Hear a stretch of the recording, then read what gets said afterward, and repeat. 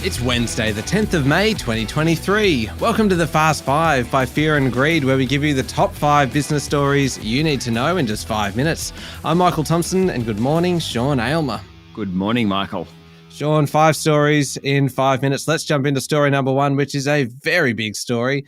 Treasurer Jim Chalmers unveiled his first full budget last night, based really on 5 themes, wasn't it? Yes, cost of living relief, investing in Medicare and the care economy, breaking down the barriers of disadvantage, embracing clean energy and value-added industries, and achieving a surprise budget surplus. Plenty of spending, $14.6 billion in cost of living support over the next 4 years, things like energy price relief, rental assistance, expanded income support for people out of work, a $5.7 billion funding boost for Medicare, including a surprise tripling of the cost of bulk billing incentives for GPs. That's designed to reduce the cost of visiting a doctor for millions of Australians. Single parents will get more money, long-term unemployed will, so too youth allowance, Austudy, unemployment benefits. The bottom line in all this, a surplus of $4.2 billion. It's built on lower welfare payments, higher mining taxes, but it's a one-off with deficits into the future. Sean, there was plenty of spending in the budget. What about the economic outlook? What did we learn? Well, Treasury expects the Australian economy to outperform all major advanced economies, though it does concede that it's slowing down. Real economic growth is expected to slow to 1.5% next financial year before recovering. Inflation is past its peak. Good news there when we think about interest rates. It'll head towards 3.25% by the end of next financial years. And the unemployment rate is likely to head towards about 4.25% over the next 12 months. Jim Chalmers last night, the Treasurer, did warn, though, there's plenty of hard decisions to come, not the least because the increased cost of the Stage 3 tax cut. Anyway, very, very busy night in Canberra. All right, on to story number 2 now, Sean. And Australia's largest lender, the Commonwealth Bank, made a $2.6 billion profit for the first 3 months of the year. Not too shabby. And boss Matt Comyn said that his organisation isn't responsible for the intense competition in the mortgage market. How does that work? The other 3 big banks, National Australia Bank, Westpac and ANZ, have all said that competition in retail banking is intense. We're talking home loans, deposits, credit cards. Now, given Commonwealth Bank is the biggest, the inference is that it has been a major player in that competition. Comyn said the bank has defended its market share, but it isn't responsible for driving the competition, which has hurt profit margins. In fact, yesterday the bank said it was dumping its $2,000 cashback offering to borrowers. Now, keep in mind, of course, competition might not be great news for investors and profit margins. Very good news, though, for consumers wanting better deals.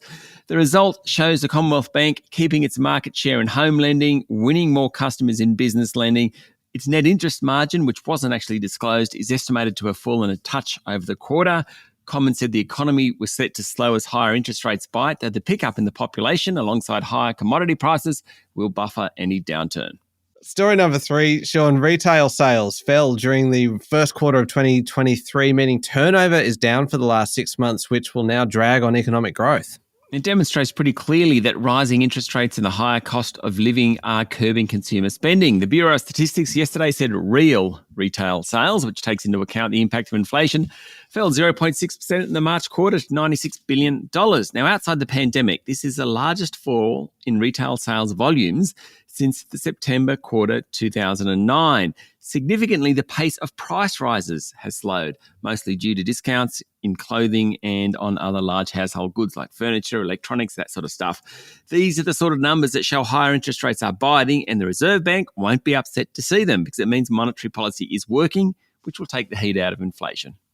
Story number 4, Sean. I know you are a big McCafe fan. Fast food giant McDonald's annual sales in Australia hit a record $2 billion last year, thanks to the growing popularity of its coffee and home delivery options. The latest accounts show that since COVID impacted 2020, McDonald's has grown annual sales by $300 million, relying more on drive-through and digital traffic. According to a story in The Australian, the chain says 1 in every 4 coffees sold in Australia is from its McCafes. It sells an average of about 600,000 cups a day. Incredible. Delivery now represents about 10% of total sales, while the world's largest restaurant chain's mobile app has about 1.8 million customer interactions a month. Okay, on to story number 5. Last one. Goldman Sachs, Sean, has agreed to pay $215 million to end a long-running class action lawsuit that accused the Wall Street giant of systemically underpaying women. The bank struck the deal with lawyers representing about 2,800 women who claimed the firm discriminated against them in pay and promotions, according to Bloomberg. About a third of the settlement will go to lawyers' fees. Now, the trial, scheduled for next month in New York, would have provided a rare public forum for testimony about inequality inside the financial industry, where all but one of the 6 biggest US banks have only ever been run by men. The two sides had been completing a deal as Goldman raced to settle before trial. The company had previously said it was looking forward to vigorously defending itself against what it called baseless claims. Anyway, $215 million settlement. It's a lot of money. Yeah, sure is. There we go. The top 5 business stories in 5 minutes. Thank you, Sean. Thank you, Michael. It's Wednesday, the 10th of May, 2023. Remember to hit follow on the podcast. If 5 minutes isn't enough, you can find our longer daily show called Fear and Greed wherever you listen to podcasts. Don't forget as well, the Amazon Echo smart speaker range comes with Alexa built in. Simply say, Alexa, play the Fast 5 by Fear and Greed podcast to catch the latest episode. You can get yours now at amazon.com.au.